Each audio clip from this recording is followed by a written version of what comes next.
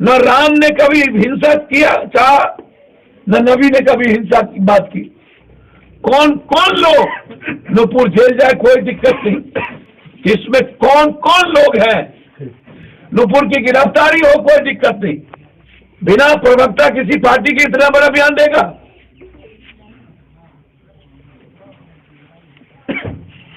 और जो लोग 8 दिनों के बाद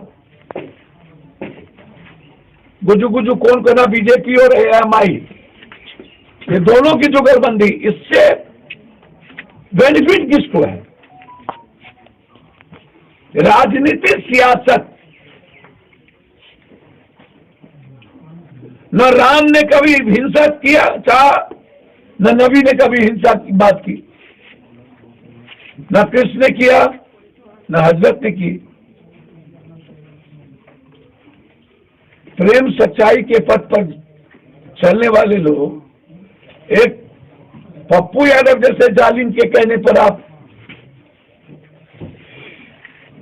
किसी राजनीतिक पार्टी को मुनाफे और इन दोनों की जुगलबंदी के कारण समाज को डायवर्ट करने के लिए हम आग्रह करेंगे,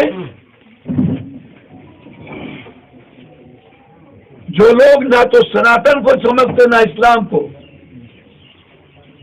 और ना हजरत हुसैन की कुर्बानी को जानते, ऐसे लोग इस जुगलबंदी के कारण आज हिंसा पैदा हो रही है, नफरत पैदा हो रहा है। कोई बड़ी से बड़ी राजनीतिक व्यक्ति, पार्टी, कोई दल, पूरी उसकी जांच करी जाए। कौन कौन लोग नूपुर जेल जाए कोई दिक्कत नहीं।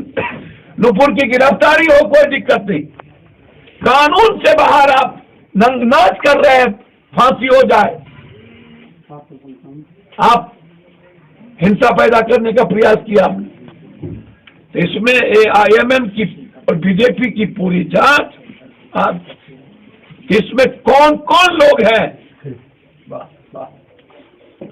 और उसके पार्टी को बैंड किया जाए,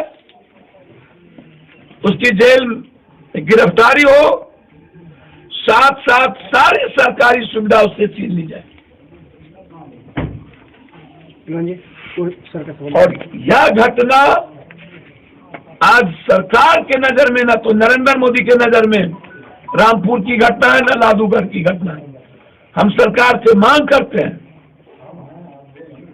कि जब कभी कोई बिहारी मजदूर या बिहारी यूथ कमाने बाहर जाता है, उसकी मौत होती है, हत्या होती है, उसको भी सैनिक की तरह शहीद का दर्जा और 20 लाख रुपया उसको मिले।